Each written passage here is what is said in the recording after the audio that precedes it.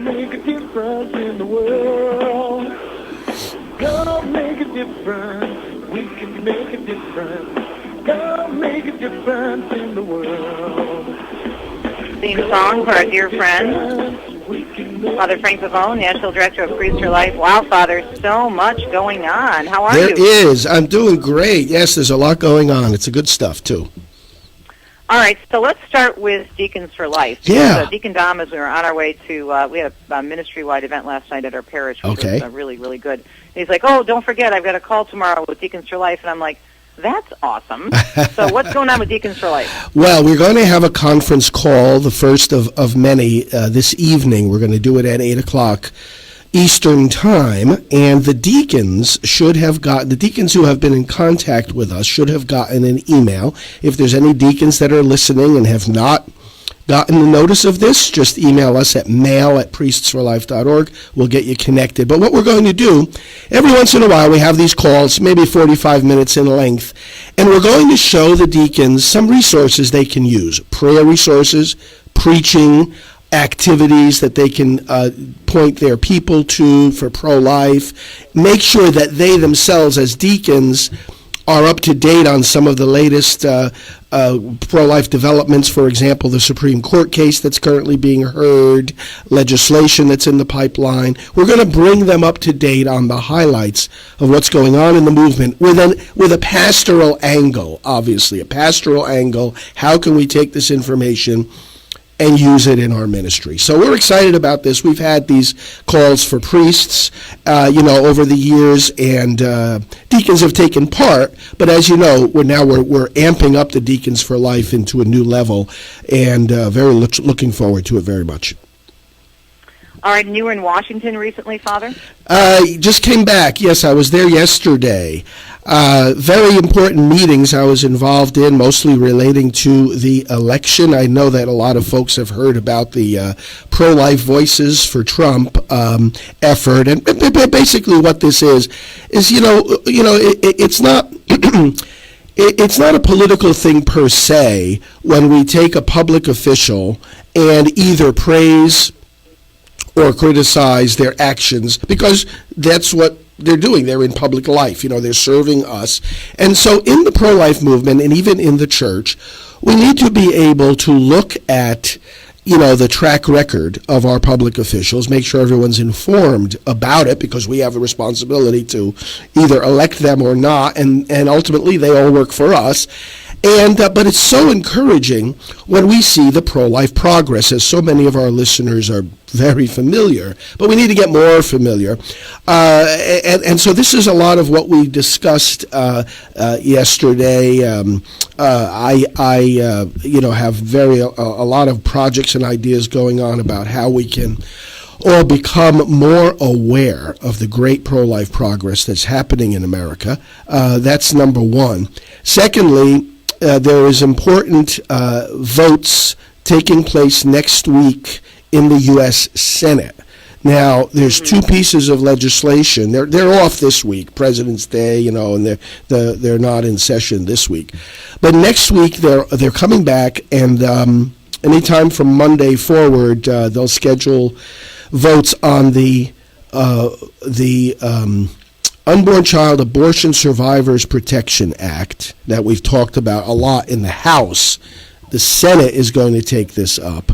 And then also the Pain Capable Unborn Child Protection Act, and that is the law that would protect babies in the womb from the time that scientific consensus says they can feel pain, which the law draws at 20 weeks. It's they can feel pain before that, but the point is that for the sake of a law, you have to have a definite time frame and so forth.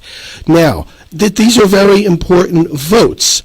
What's going to happen? We can tell you what's going to happen. The Democrats in the Senate always block these pro-life bills. They don't want them to move forward at all. And even though there's a majority in the Senate of pro-life Republicans, the bills are not able to move forward without 60 votes, because 60 votes is needed to end debate. It's called cloture. In other words, let's stop the debate and let's have a vote. So it's actually a vote before the vote. if people are following me. Okay, so you vote to say, okay, we've had our discussion. Now we're going to bring the vote. We're going to bring the bill to a final vote for passage. But this initial vote to end debate, cloture, requires 60 if the minority party doesn't want the bill to advance. So this has always been the problem in the Senate. It's the challenge,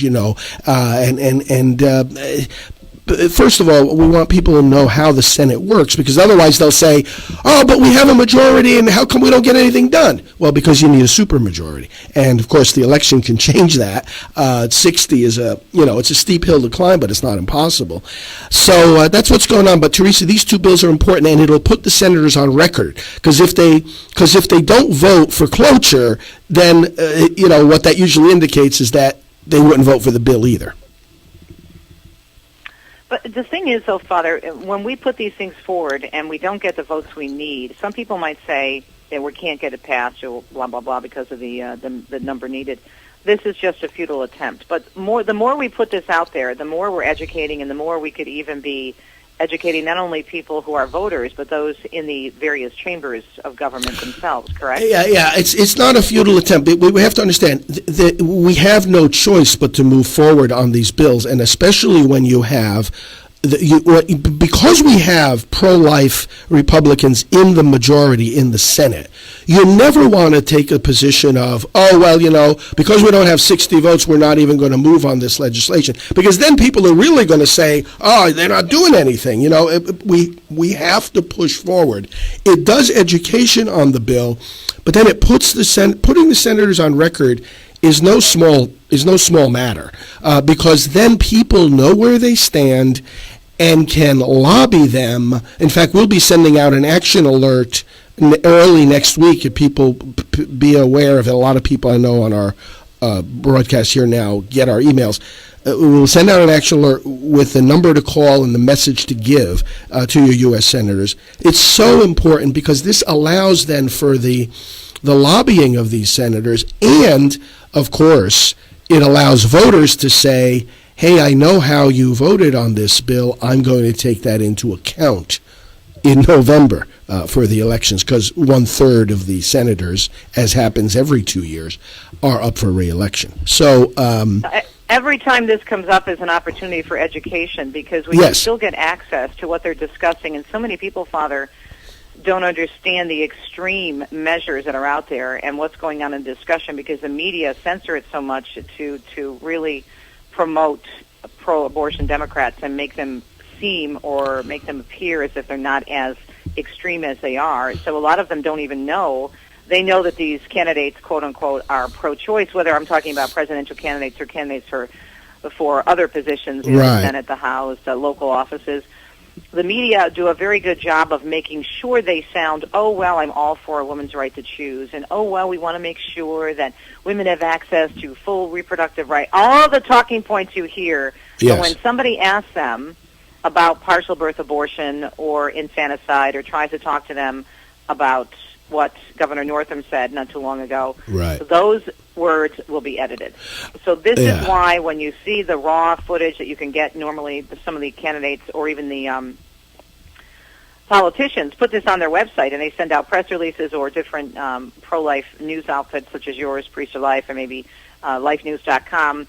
Live Action will have links to these discussions, and these are all opportunities to educate. Well, they're all publicly available. These debates are not held in secret, and the educational value, especially take for example this pain capable bill, right? This is, you're going to have senators bringing forward the evidence that these babies can feel pain. We used to, going back not that long ago, in the 80s and whatnot, we weren't even sure how much pain newborn babies felt. But we've grown in our awareness that they feel pain, and so science progresses. We understand they feel pain earlier and earlier than we thought, and just even on that point, because now you start talking about pain, and that's why the bill is the name of the bill has the word pain as the first word, Pain Capable Unborn Child Protection Act.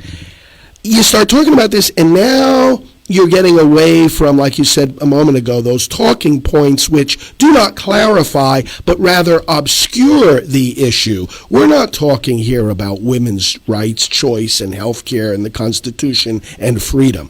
We're talking about babies who feel pain when they are actually torn apart limb from limb. And I mean, now the whole abortion debate is in another category, where it should be. The concrete, not the abstract, the very concrete, real, flesh and bones reality of what is going on. So there's no way to exaggerate the importance of having these discussions at that level. What is known as the greatest deliberative body in the world, the U.S. Senate. It's got to be discussed. So praise God. I mean, next week, Amen. This is going to happen.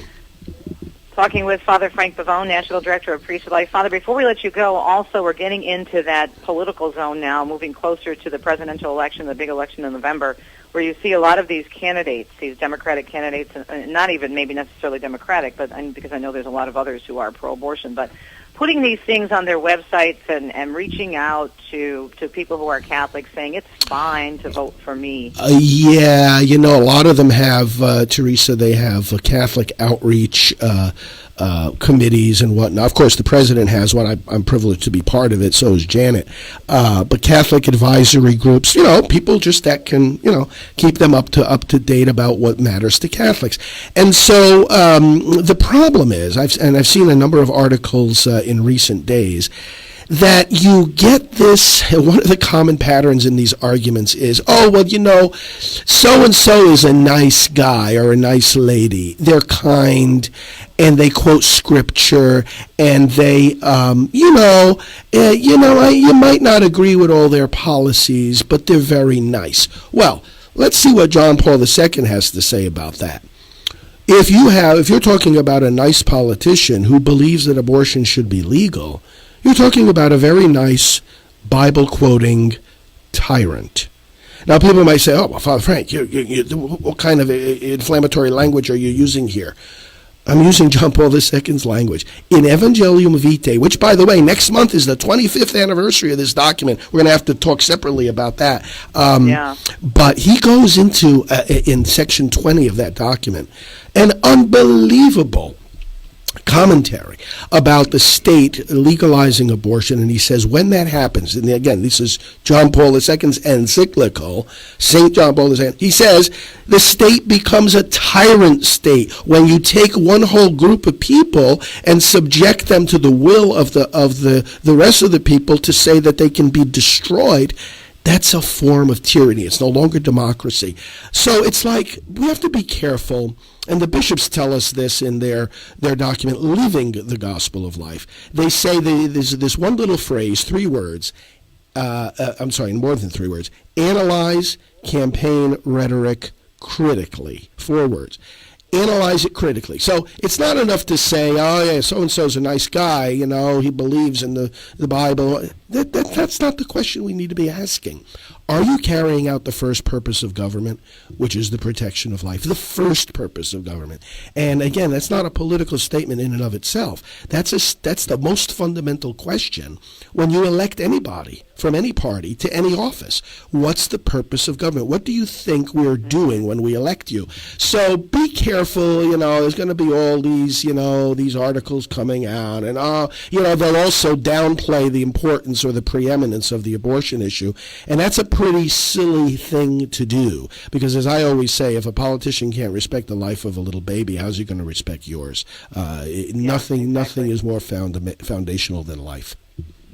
All right, Father, great advice as always. Look forward to catching up with you next week as we begin Lent. And give us the email again if one of the deacons out there wants to join in the conversation with you and Deacon Dom tonight, and Deacon Fournier for Deacons for Life. Yes, mail@priestsforlife.org, and we'll send you the call-in information. Mail@priestsforlife.org. Awesome. All right.